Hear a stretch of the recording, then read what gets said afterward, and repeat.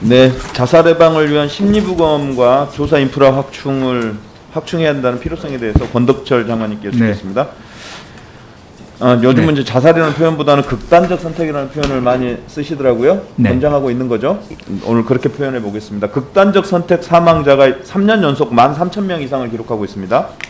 심각한 사회 문제인데 OECD 국가가 인구 10만 명당 자살 인원이 평균 11명이에요. 근데 우리나라는 24.6명으로 2배 이상 높습니다. 알고 계시죠? 예. 극단적 선택을 하는 원인을 살펴봤더니 정신적 문제가 제일 큽니다. 정신적 문제 및 정신과 질환이 34.7, 경제 문제 26.7, 육체적 질병이 18.8이었어요. 그래서 이 정신적 문제가 주요 원인이니까 고인의 어떤 생전 심리 분석을 통해서 자살 예방 정책의 근거를 마련하는 게 굉장히 중요한데 이걸 해내는 게 이제 심리부검이라는 게 있어요. 심리부검이 뭔지 아시죠? 예. 네, 사망자의 가족이나 지인의 진술과 기록을 통해서 자살 전에 우리 극단적 선택자의 심리, 행동 양상 및 변화를 분석하는 그런 프로그램인데 지난해 기준으로 극단적 선택을 하신 분이 13,000명 중에 심리부검을 한 분이 몇 분이나 되신지 혹시 파악되셨습니까? 네, 저희들이 파악한 걸로는 지금 한 140명 정도. 네, 139명인데 약 1% 정도 수준입니다. 이게 심리부검이 굉장히 중요한 거예요. 자살 예방 정책을 세우는데 심리부검이 굉장히 중요한데 왜 이렇게 성과가 미비할까요? 너무 1%밖에 안 되는 건 너무 적은 거 아닙니까? 네, 그 담당 인력도 좀 그렇고요. 또 그 소아청소년의 경우에는 또 교육부에서 또 하도록 되어 있고 또 유족의 신청에 의해서 하다 보니까 좀 실적이 저조합니다. 네, 나머지 문제는 저희가 점점 이후에 계속 질의해 보겠습니다.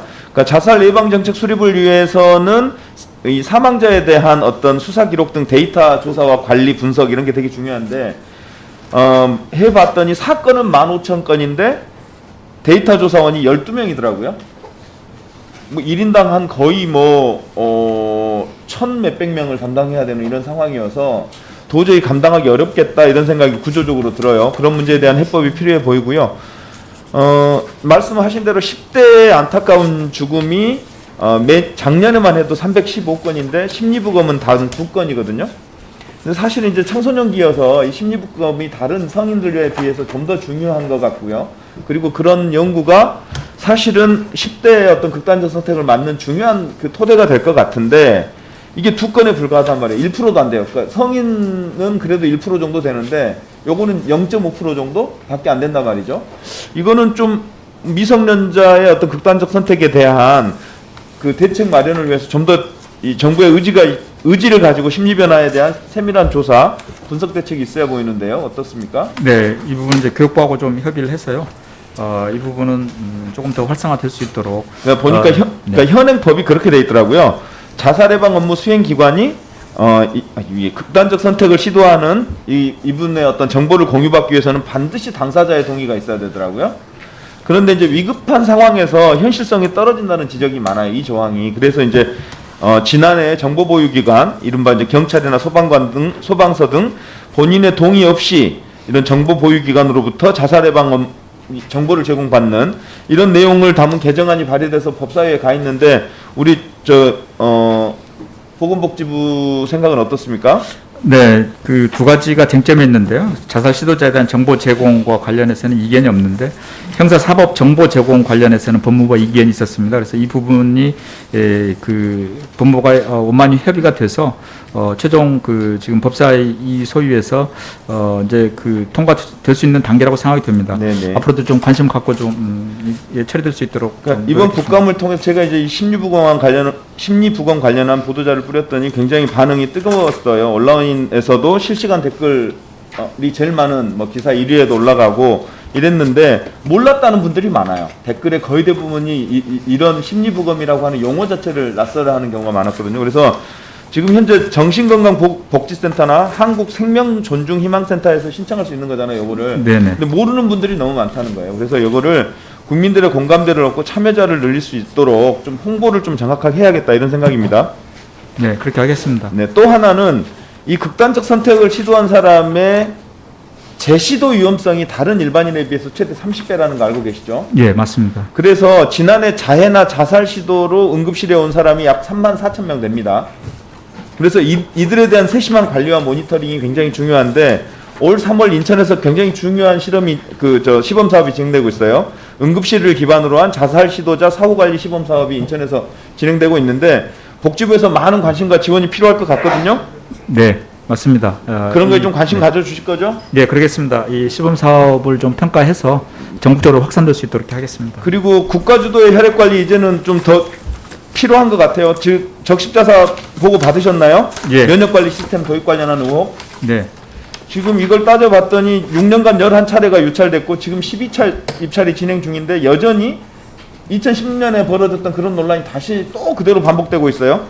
감사원 감사가 필요하다라는 지적도 제가 드렸는데 우리 복지부에서 좀 살펴봐야 될 것 같은데 어떻습니까? 네, 이 부분은 이제 정부 개혁법령에 따라서 이렇게 그 명단 공개랄지를 통해서 투명하게 할 수 있는지 이런 부분들은 좀 관계 부처와 좀 협의를 좀 해보도록 하겠습니다. 보니까 작년 국정감사에서 혈액을 국가가 직접 관리하는 방안을 제가 주장했는데 거기에 대해서 복지부가 이제 서면 답변으로 공감한다는 취지를 표했어요. 그러면서 담당하는 부서도 하나 신설하고 뭐 무슨 국립장기조직 혈액관리원을 질청해서 복지부로 이관하기도 하고 이런 대책을 세웠는데 여전히 부족하다는 생각이어서 국가가 직접 국립혈액관리원 같은 걸 세워서 국가가 책임져야 되는 거 아니냐 이런 말씀을 드렸는데 한번 거기에 대한 대책 세워서 보고해 주시기 바랍니다. 네, 그렇게 하겠습니다. 저희들이 그 1차 혈액관리 기본 네, 나중에 한번 대답해 주시고요. 마지막 하나가 남았어요. 저 PPT 하나만 빨리 띄워주세요. 이게 조선일보에 난 사진인데요. 우리 윤석열 후보가 전두환 찬양 망언을 해가지고 지금 난리가 났는데 이번에는 노 마스크 논란입니다. 이 택시에서 내리시면서 마스크를 착용하지 않는 사진이 찍혀가지고 조선일보로부터 비판을 받는 그런 기사예요. 뭐 윤석열 캠프 관계자에 따르면 택시 안에서는 마스크를 착용하고 있었다. 어떻습니까? 일부만 더 주시죠. 우리 질청장님, 이 마스크를 택시에서 쓰지 않는 것이 방역지침 위반 아닙니까? 네, 현재는 대중교통에서는 쓰도록 권고 안내하고 있습니다. 그렇죠. 이게 자꾸 이분이 뭐 손가락 위주로 손만 씻더니 이렇게 자꾸 이제 그 방역 지침을 자꾸 위반하시니까 뭐 일부러 하는 건 아니겠죠, 이분이? 네, 커트 사진만 가지고서는 또 말씀드리기는 좀 어려울 것 같습니다. 윤석열 캠프에서 택시 안에서는 쓰고 있었다, 내릴 때만 벗은 것이다라고 한 거 보니까 뭐 본인들도 이제 인정을 한 것 같아요. 근데 이 특히나 택시 같은 경우는 불특정 다수가 이용하는 거고 많은 분들이 이용하는 데고 좁지 않습니까? 이래서 굉장히 정부에서도 택시나 버스 안에서는 꼭 마스크를 착용해 달라고 공고하고 있는 것인데 좀 그렇습니다. 이런 부분에 대한 홍보를 좀 더 강화해서 이런 일이 벌어지지 않도록 이렇게 좀 해주시고요.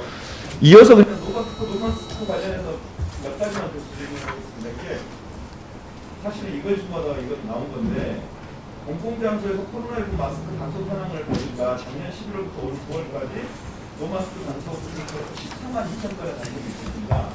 근데 결국 과태료 처분까지 단속 198건을 들어가지고 실제 의료기관이나 대중교통, 한강공원 뭐 이런 순으로 이제 나왔는데 이게 곧 있으면 위드 코로나 시대에서 이제 특히 마스크를 쓰냐 마냐 가지고 굉장한 논란이 벌어질 텐데 우리 질청에서 너무 강한 거 아니냐 이 마스크 과태료 처분이. 그러니까 14만 2천 건인데 98건이면 몇 프로입니까 이게? 너무 가볍게 처벌하는 거 아니냐. 이래서 위드 코로나 시대에 더 많은 마스크 논란이 벌어질 텐데 그런 기준이나 이런 엄격함을 우리 질청이 보여줘야 되는 거 아니냐 이런 문제제기가 있습니다. 한번 염두에 두고 대책을 세워주시기 바랍니다. 말씀해 주세요. 네, 현재 저희가 마스크 과태료를 부과할 때는 마스크를 쓰도록 안내하고 또 마스크를 쓰지 않았을 때 이제 과태료를 부과하도록 되어 있어서요. 단속의 목적보다는 마스크를 쓰도록 안내하고 계도하는 걸 먼저 하도록 되어 있기 때문에 아마 단속과 과태료 부과 기준이 좀 달랐을 것 같고요. 좀 더 엄격하게 꼭 써야 되고 또 전파 위험이 높은 데에서는 제대로 단속을 하도록 그렇게 강화하겠습니다. 특별하게 윤석열 캠프 안에서는 캠페인 한번 해주세요. 네, 압축해 주십시오. 네. 예.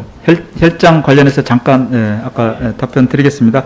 적십자사가 개혁 업무 또 혈액사업 등 관련해서 의원님 많은 그 지적을 받은 걸로 알고 있습니다. 그 부분은 현재 적십자에서 그 진행이 되고 있고요. 그 후속 조치 결과 저희들이 면밀히 들여다보고 관련 절차에 따라 저희들이 조치하도록 하겠습니다. 혈장 정책은 의원님 지적하신 대로 국가 책임 더 강화돼야 합니다. 그 방안을 지금 현재 연구 실시 중에 있고요. 백종원 의원님이 지금 개정안을 좀 발의한 것도 있습니다. 그래서 앞으로 국회 차원에서 논의를 하겠습니다. 그리고 아까 말씀 주신 대로 복지부 혈액 장기 정책과가 있고요. 그다음에 국립장기 조직 혈액관리원이 이제 그 질병청 그 외청으로 독립하면서 복지부로 이관이 되었습니다. 이 기능을 강화를 해서 국가 책임을 더 강화할 수 있도록 하겠습니다. 김 의원님 질의를 압축해 주십시오. 네. 네. 자, 다음은 존경하는 백종원 의원님 질의해 주십시오.